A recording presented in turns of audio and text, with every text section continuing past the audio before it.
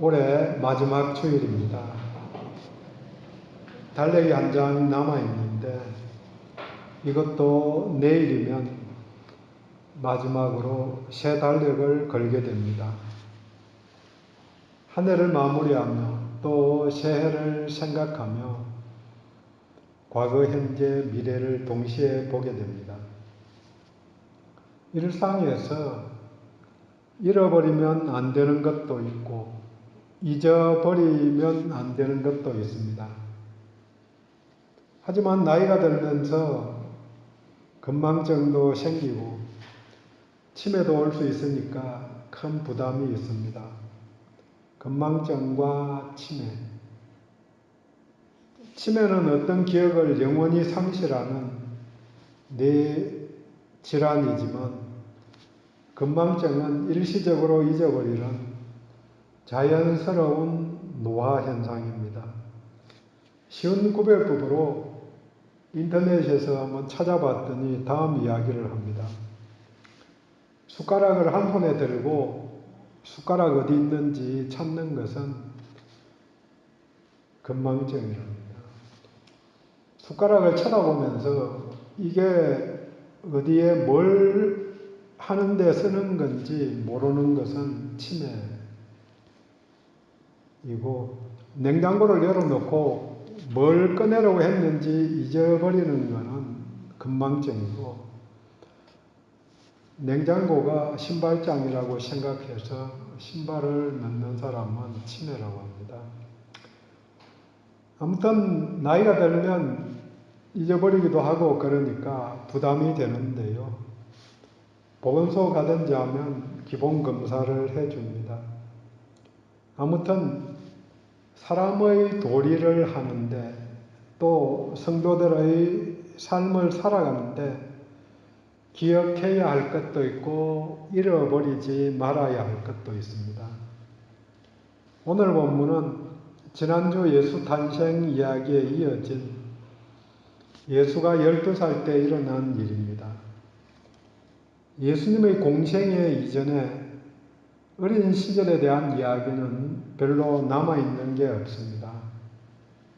마태복음에서 영아기에 헤롯의 박해를 피해서 이집트를 다녀왔다는 이야기, 그 이후에는 오늘 본문이 전부입니다.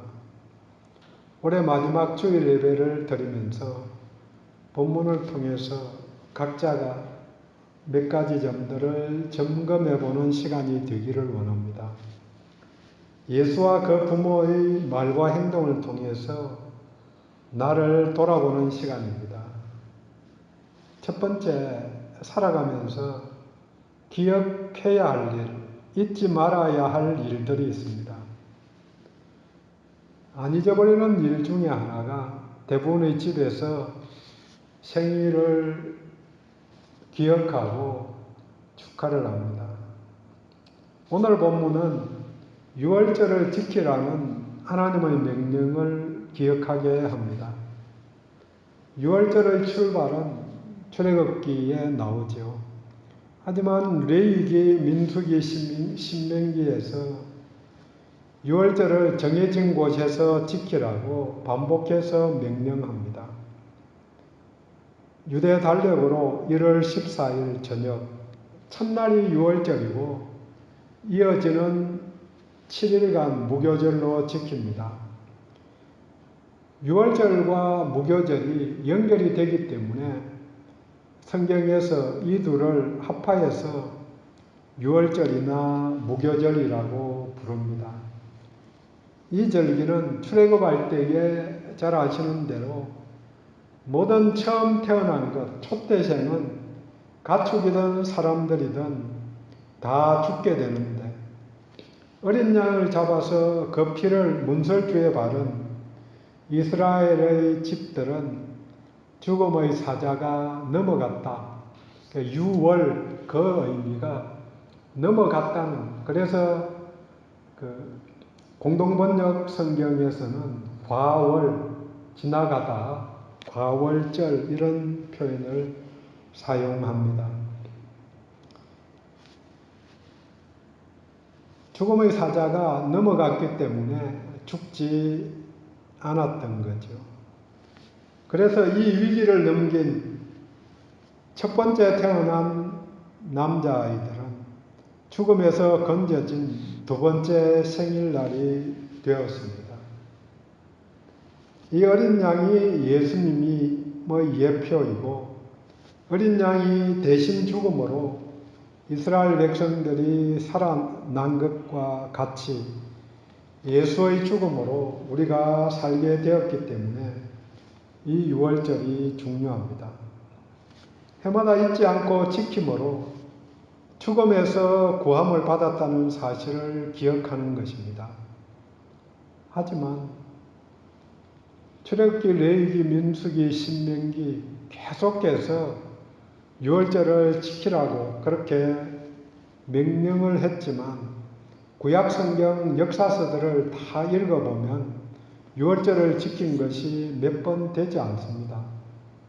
제가 한번 찾아봤더니 5손가락 안에 꼽을 수 있다. 그러니까 10번도 안 된다는 거죠. 물론 지키기는 했지만 매년 지키는 것을 적을 필요가 있나 그렇게 생각할 수도 있습니다. 하지만 요시야 왕 때 유월절을 지키면서 한 말이 열왕기하 23장 22절입니다. 사사가 이스라엘을 다스리던 시대부터 이스라엘 여러 왕의 시대와 유다 여러 왕의 시대에 이렇게 유월절을 지킨 일이 없었더니, 물론 이렇게라는 단어가 들어있으니까 이렇게 진실하게, 이렇게 철저하게, 이렇게 잘 지키지 않았다 이렇게 해석할 수도 있지만 안 지킨 게 더 많았다는 그런 생각을 해봅니다. 지키지 않은 것은 잊어버렸다. 잊어버렸다는 말이고, 잊은 것은 결국 하나님의 은혜를 잊어버린 것입니다.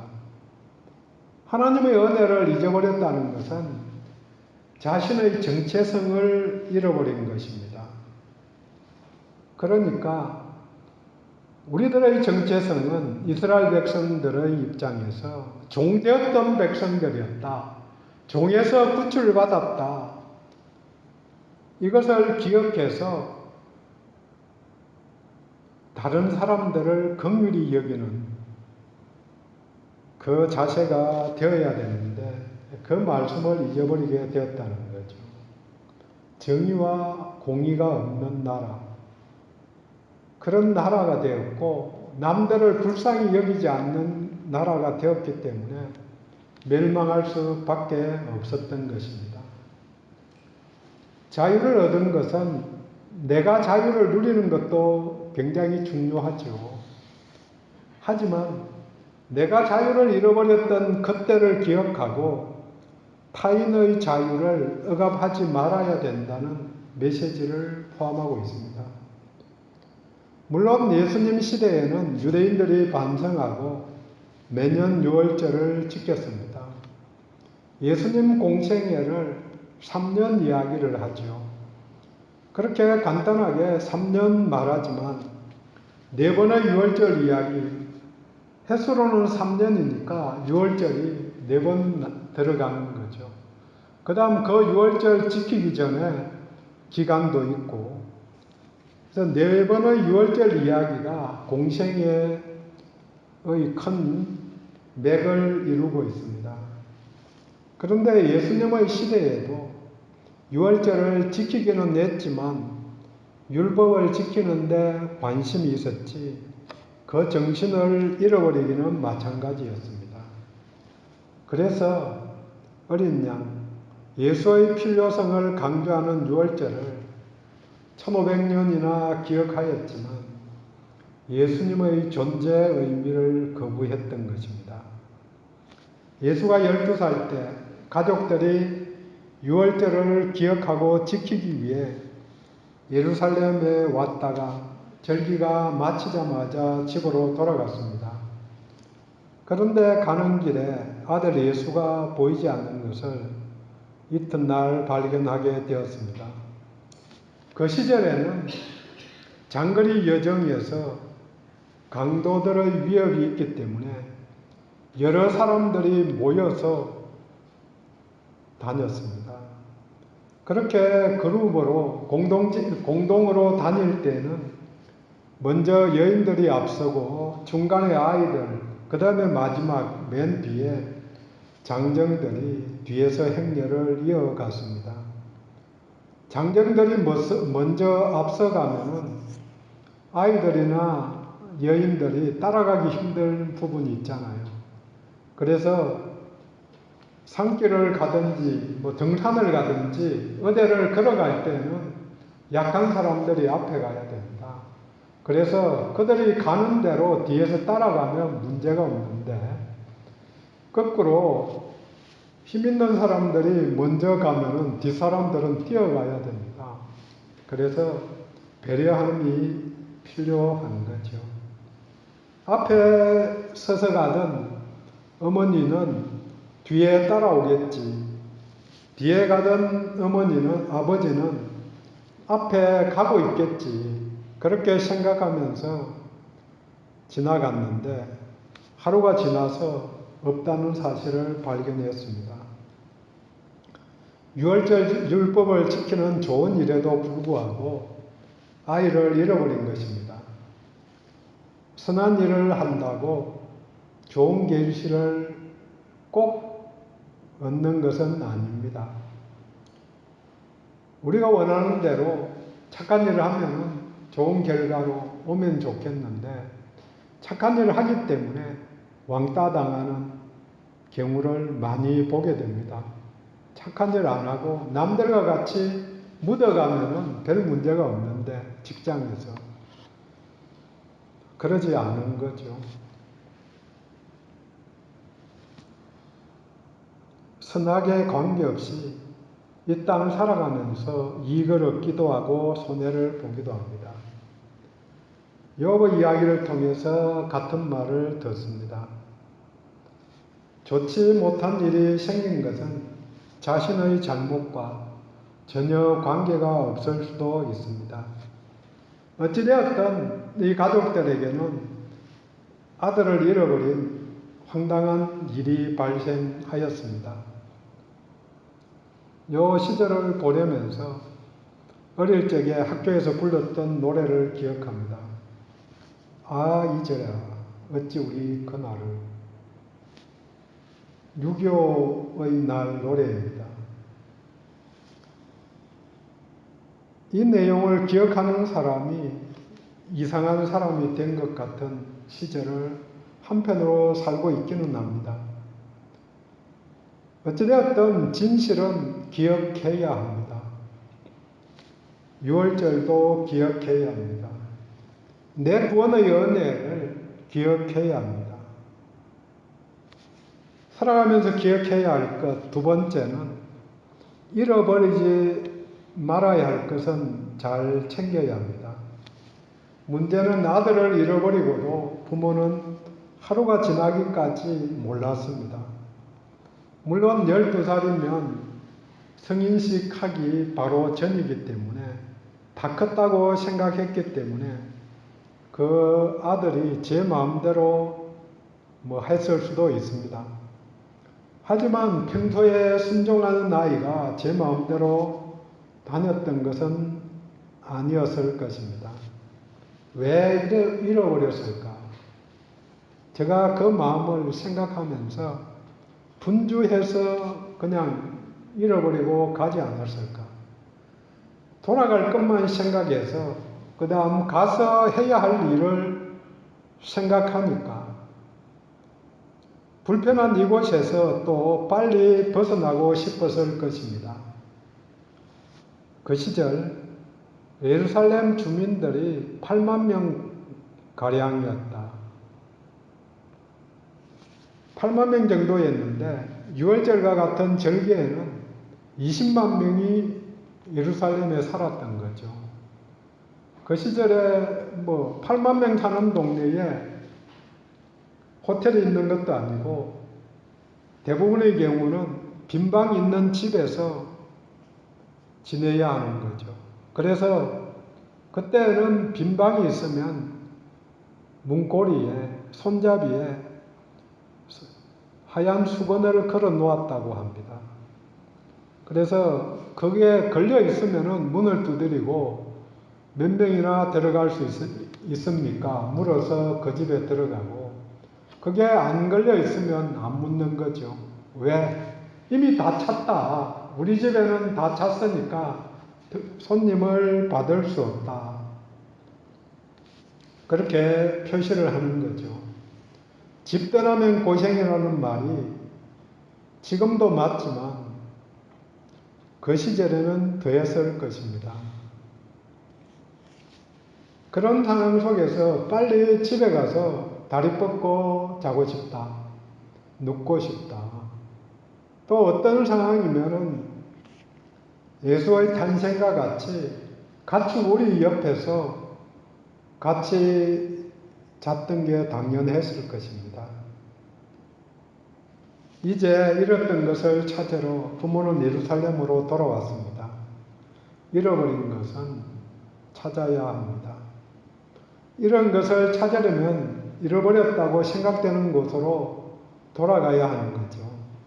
그래서 그 부모도 행로를 되짚어 가면서 찾았습니다.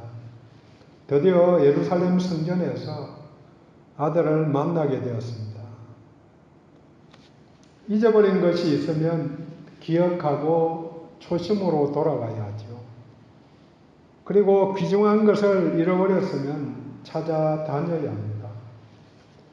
아이를 잃어버려서 계속해서 찾아다닌다고 직장도 그만두고 찾아다니는 사람들 이야기 많이 들어봤습니다. 어디로 가서 찾아야 하는가? 성전에서 잃어버렸으니까 성전으로 돌아갑니다. 하나님의 아들을 성전에서 잃어버리고 찾으러 성전으로 갔습니다. 요즘 말로 하면 교회에 가서 예수를 잃어버리고 집으로 돌아간 것입니다. 그런 분이 없기를 원합니다. 하지만 요즘은 많이 있다. 그런 생각을 해봅니다. 교회에서 예수를 발견하지 못하겠다. 그런 이야기들을 듣습니다. 오늘 오면서도 그런 이야기를 나누면서 왔습니다. 우리는 잘하고 있는 건가? 교회에서 예수를 못 찾겠다. 그래서 가나안 성도 교회 안 나가겠다. 그런 교회. 그런 이야기들을 많이 듣습니다. 예수의 마음과 너무나 다르게 살아가는 사람들이 예수를 믿는다고 말하면서 많이 있기 때문입니다. 중세의 가톨릭만의 문제가 아닙니다. 어느 시대나 어느 곳이나 주류가 되면 핍박받는 것이 끝나고 인정받는 정도, 그까지는 괜찮은데 주류가 되면은 어디든지 생길 수밖에 없는 문제입니다. 무엇이 주류인가? 우리도 예수 믿는 사람이 30% 되니 20% 되니 또 그렇게 하면서 주장들을 표현하고 그렇게 되면서 또 예수 믿는 사람 중에서 정치인들 당연히 30% 이상 거기는 더 많은 것 같더라고요.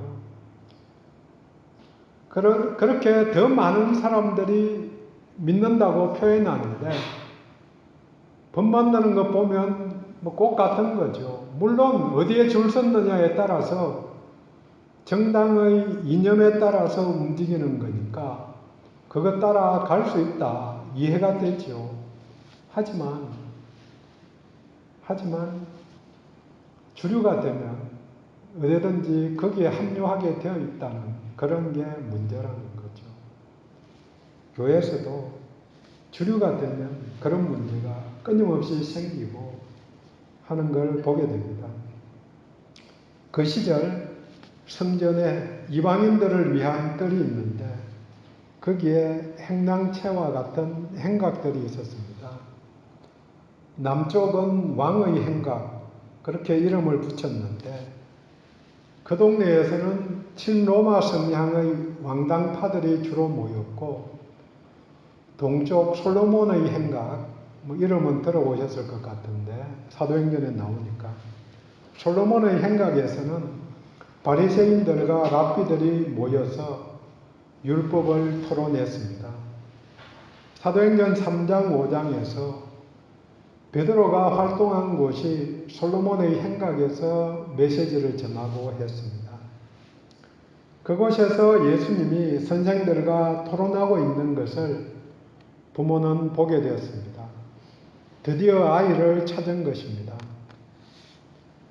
이런 것을 찾는 세 가지 비유가 누가복음 15장에 나옵니다. 이런 양, 이런 동전, 이런 아들을 찾는 비유입니다. 귀중한 것, 특별히 생명을 찾아내고 구해내는 것이 중요합니다. 아들을 찾은 아버지는 내 아들을 죽었다가 다시 살아났다. 어디에 있든, 아버지를 떠나 있든 같이 있든, 돼지가 먹는 걸 먹든 사람이 먹는 걸 먹든 살아있는 것은 맞는데, 살아있는 것 같이 살고 있지 않은 것은 죽었다고 본 거죠. 그래서 내 아들은 죽었다가 다시 살아났다, 잃었다가 다시 얻었다고 고백하면서 즐거워하였습니다. 잃어버리지 말 것은 잃어버리지 말아야 합니다. 특별히 생명 되신 예수를 놓고 가지는 않은가. 교회 와서는 찾다가 집에 갈 때는 잃어버린 것 놓고 가는 것 아닌가. 집에서는 찾다가 직장이나 학교 갈 때는 놓고 오는 것 아닌가. 잘 챙겨야 합니다. 살아가면서 기억해야 할 일 세 번째는 그 지혜에 놀라야 합니다. 나를 통해 드러내시는 예수님의 지혜에 의지해야 합니다. 설교 제목이 놀라지 말라입니다. 하나님이 함께 하시면서 내가 정녕 너와 함께 하니까 놀라지 말라, 두려워 말라. 그렇게 계속해서 반복해서 여호수아에게도 이야기하시고 믿음의 조상들에게 이야기합니다. 왜 놀라지 말라고 하셨는가? 놀래라 그 말이죠. 놀랄 일을 내가 너희에게 보여주겠다.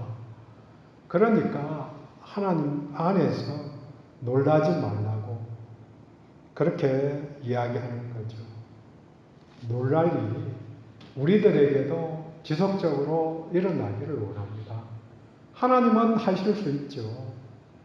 우리는 못하지만 어려움도 근심할 이유가 없습니다. 48절에 그의 부모가 보고 놀라며 내 아버지와 내가 근심하여 너를 찾았노라. 찾으러 가서 찾으면 됩니다. 이에 대한 예수의 답이 49절입니다. 어찌하여 나를 찾으셨나이까? 내가 내 아버지 집에 있어야 될 줄을 알지 못하였나이까? 하고 되묻습니다. 제가 가진 성경책 밑에 주석에 보면 또는 내 아버지의 일에 관계하여야 이렇게 번역할 수 있다. 내 아버지의 일에 관계하여야 아버지의 일을 해야 할 줄을 알지 못하였나이까 하고 번역한 성경책이 이 말씀 따라서 있습니다. 이 말은 사역과 관련된 최초의 고백입니다. 아버지의 집에 있든지 아버지의 일을 하든지 하나님의 아들로서 자기 인식을 고백한 것입니다. 자녀들이 사역을 감당한다고 할 때, 아버지의 일을 감당한다고 하였을 때 근심하거나 놀라지 않기를 원합니다. 특별히 믿음의 가정에서 하나님께 헌신하여 사역을 감당한다고 할 때 놀라지 말고 긍정해 줄 수 있기를 원합니다. 선생들 중에 앉아서 들으며 질문한 것을 들은 자들이 47절에 그 지혜와 대답을 놀랍게 여겼다고 설명합니다. 하나님의 지혜가 있으니까 놀랄 수밖에 없습니다. 복잡한 세상을 살아가는 데에는 지혜가 필요합니다. 지혜의 원천이신 예수와 함께하면 우리를 통해서도 놀라운 일이 일어날 것입니다. 51절 예수께서 함께 내려가서 나사렛에 이르러 순종하여 받으시더라. 부모님께 순종하신 예수님입니다. 물론 성전에 있으면서 말씀을 나누는 것은 하나님 아버지께 순종을 한 일입니다. 두 대상, 육신의 부모와 하늘 아버지께 순종해야 합니다. 지혜는 순종함으로 그 가치를 입증합니다. 이 순종의 열매가 52절 지혜와 키가 자라가며 영육간에 잘된다. 내 영혼이 잘됨 같이 내가 범사가 잘되고 행통하기를 바란다. 요한 3서 3절 말씀이 연결됩니다. 영적인 일과 육적인 일 모두의 행통함이 순종의 열매로 나타납니다. 하나님과 사람에게 더욱 사랑스러워 가셨다고 52절은 말합니다. 순종하는 자는 사랑을 받게 됩니다. 부모님께 순종하면 부모님의 사랑을 받게 되고 하나님 아버지께 순종하면 하나님이 사랑하는 자, 하나님이 기뻐하시는 자 됩니다. 우리는 아버지의 일, 맡기신 사역을 감당해야 합니다. 그러면 사랑받는 자로 살아갈 수 있게 됩니다. 정리합니다. 기억해야 할 것이 있습니다. 잊지 말아야 합니다. 유월절을 통해 은혜의 법을 기억하듯 내 구원의 은혜를 항상 기억해야 합니다. 그리고 잃어버리지 말아야 할 것이 있습니다. 내 안에서 역사하시는 예수를 잃어버리지 않게 챙기고 확인해야 합니다. 마지막으로 예수가 지혜로 하신 일, 행하고 있는 일을 보고 놀라지 말아야 합니다. 더 중요한 것이 하나님 아버지께 순종하는 일, 부모께 순종하는 일입니다. 순종하는 자는 지혜에서 또 육체적으로 성장하게 됩니다. 지혜에 순종하니 지혜자가 됩니다. 영육간에 성장합니다. 성장하면 사랑받는 자가 됩니다. 기도합니다.